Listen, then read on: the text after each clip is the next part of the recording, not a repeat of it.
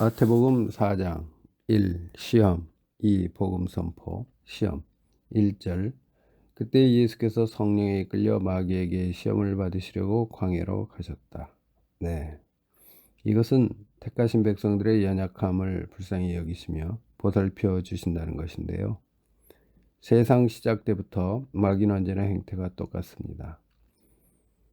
창세기 3장 6절에 먹음직하고 보기에 아름다우며 지혜롭게 할 만큼 탐스럽다고 하여 미혹했습니다. 인간의 욕심, 이것으로 항상 우리를 유혹합니다.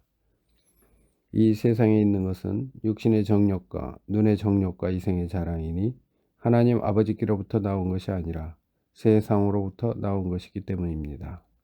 옛날이나 지금이나 언제나 욕심, 이 탐욕을 가지고 사람을 유린 현혹합니다. 하나님께서 허락하신 것만을 마귀는 할 수가 있는데요.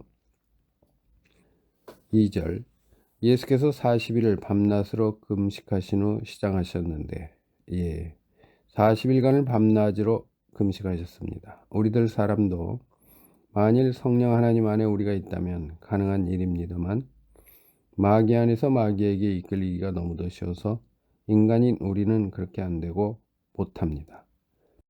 우리들은 40일간의 금식 기도라고 흉내라도 내면 정신 이상이 오고 바로 죽기가 아주 쉽습니다. 하지만 예수님은 완전한 인간이요 완전한 하나님으로서 인성과 신성을 가지고 세상에 오신 구세주이십니다. 삼위이신 성부 하나님과 성자 하나님과 성령 하나님 중에서 사람으로 세상에 오셨기 때문에 한 위가 되신 것입니다. 신성으로서 인간이 하지 못하는 일을 예수님은 하셨습니다. 3절 시험하는 자가 다가와서 그분께 말하기를 만일 내가 하나님의 아들이라면 이 돌들에게 명령하여 빵이 되게 하여라 하므로 마귀의 말이지 하나님의 말씀이 아닙니다. 4절 예수께서 대답하여 말씀하셨다. 기록되어 있기를 사람이 빵으로만 사는 것이 아니라 하나님의 입에서 나오는 모든 말씀으로 살 것이다 라고 했습니다. 신명기 8장 3절에 하나님의 말씀으로 대하였습니다. 사람이 빵을 위해서 사는 것이 아닙니다. 빵이 사람을 위해 있는 것이지 사람이 빵을 위해 있는 것이 아닙니다. 정확히 말해서 말씀이 사람을 위해 있는 것이 아니고 사람이 말씀을 위해 있는 것입니다. 우매한 짐승은 먹기 위해 사는 것이 맞습니다. 사람은 그렇지 않습니다. 그래서 덤으로 주시는 도덕과 육체에 속한 모든 것은 부수적이다는 사실을 깨달아 알도록 해주셨습니다. 가난해도 여호와를 경외하는 것이 많은 재산을 가지고 번민하는 것보다 나으며 나물만 먹어도 서로 사랑하면 살찐 송아지를 잡아먹으면서 미워하는 것보다 낫습니다.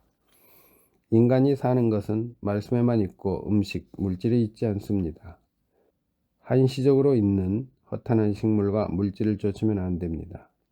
우리 안에 있는 영이 살아나가면 육체에 속한 것은 자동적으로 따라오게 되어 있는 것입니다.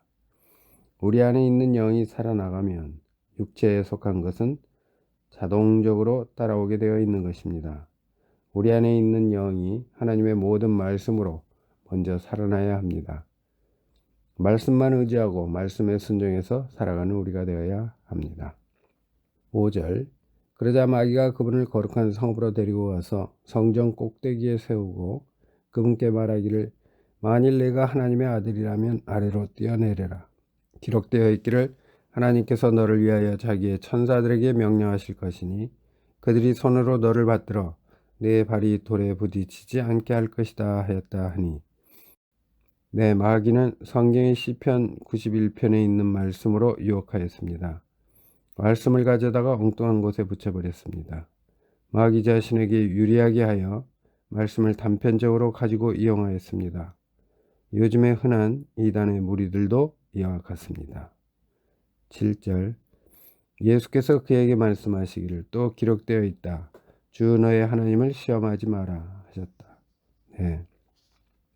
신명기 6장 16절의 말씀입니다. 하나님께서 명한 모든 명령과 증거들과 규례를 철저히 지키며 여호와 보시기에 올바르고 선한 일을 하여야 하겠습니다.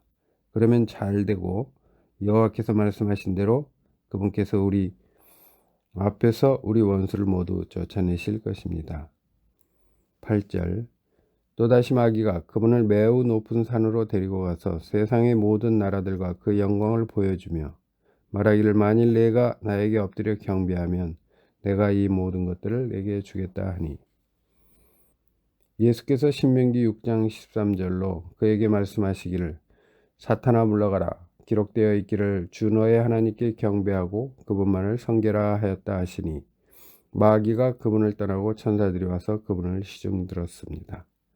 예, 딱 한 번만 마귀에게 엎드려 절하고 다음부터는 잘해야지 하는 생각은 아예 안 됩니다. 한번 마귀의 종이 되면 절대로 헤어나오지를 못합니다. 안 됩니다. 딱 한 번만 세상 정권에 편파적으로 편승해서 잡아보고 그 다음부터는 말씀대로 잘 해야겠다 하고 생각하는 것 자체가 이미 속아 넘어간 것입니다. 세상과 벗되는 것이 하나님과 원수가 된다는 것이며 누구든지 세상과 벗되고자 하는 자는 하나님과 원수가 되는 것입니다.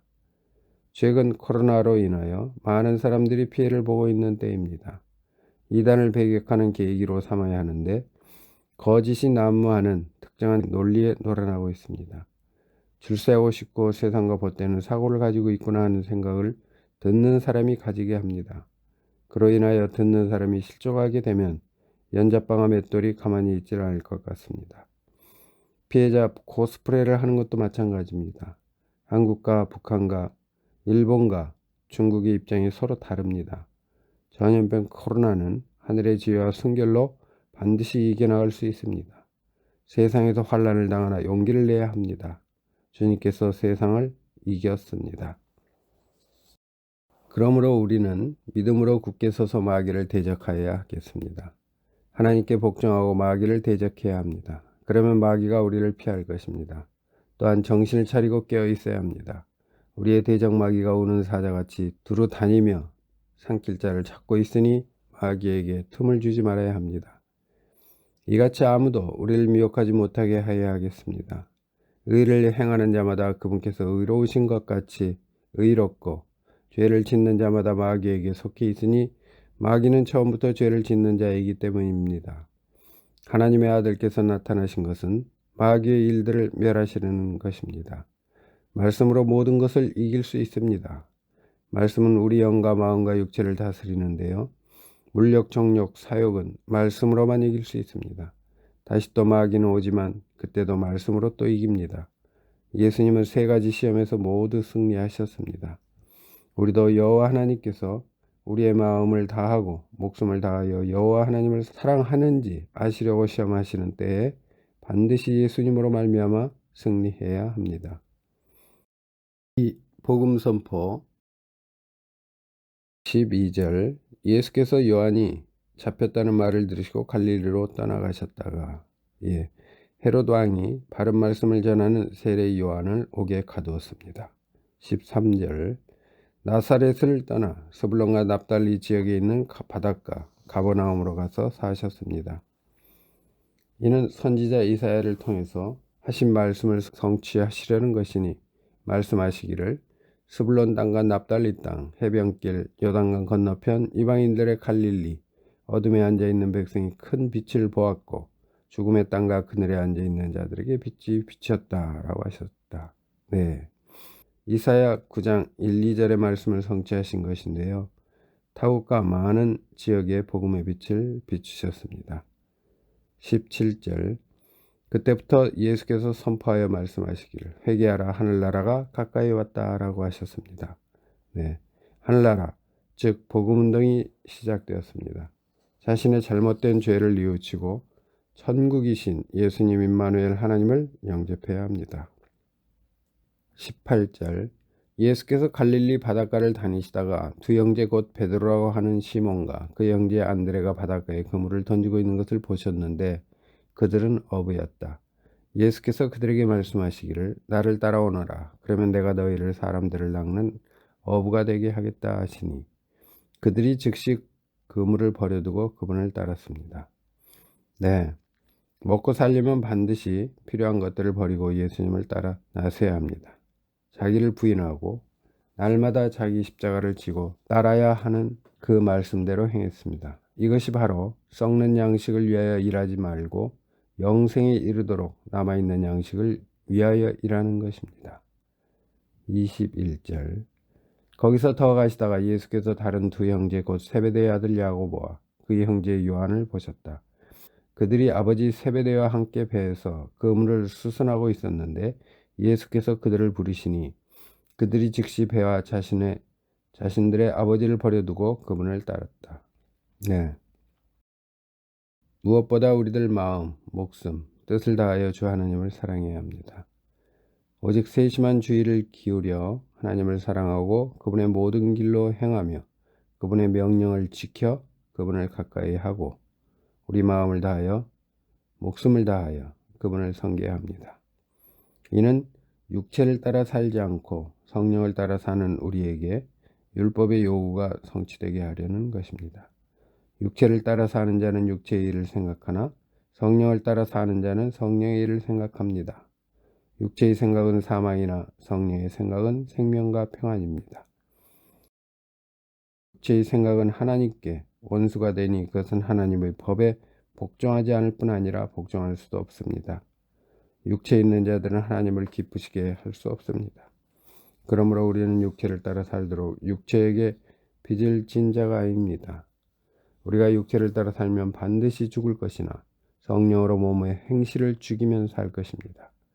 자기의 육체를 위하여 심는 자는 육체로부터 멸망을 거두고 성령을 위하여 심는 자는 성령으로부터 영생을 거둘 것입니다. 23절. 예수께서 온 갈릴리를 다니시면서 그들의 회당들에서 가르치시고 그 나라의 복음을 선포하시며 백성 가운데서 모든 병과 모든 악한 것을 고치셨습니다. 그러자 그분에 대한 소문이 온 시리아에 퍼져 사람들이 온갖 병과 고통으로 고생하는 모든 환자들과 악령 들린 자들과 간질 환자들과 중풍 환자들을 그분께 데려오니 예수께서 그들을 고쳐주셨다. 네. 영을 먼저 살려 놓아야만 육체에 속한 모든 병들도 고침을 받는다는 것을 예표적으로 치료해 주신 것입니다. 우리의 연수가 70이고 강건하면 80입니다. 여호와께서는 죽이기도 하시고 살리기도 하시며 수월로 내려가기도 하시고 올라오기도 하십니다. 여호와께서는 가난하기도 하시고 부하기도 하시며 낮추기도 하시고 높이기도 하십니다. 우리의 모든 염려를 하나님께 맡겨야 합니다. 이는 그분께서 우리를 돌보시기 때문입니다. 누구든지 주님의 말씀을 지키면 누구든지 영원히 죽음을 보지 않습니다. 주님은 생로병사를 주관하시는 전능자이십니다. 25절. 그리하여 갈릴리와 데카폴리스와 예루살렘과 유대와 요단강 건너편으로부터 큰 무리들이 그분을 따랐습니다. 네, 많은 지역에서 많은 사람들이 예수님을 영접하고 하나님의 아들 하나님의 그리스도를 믿었습니다. 오늘날도 같습니다.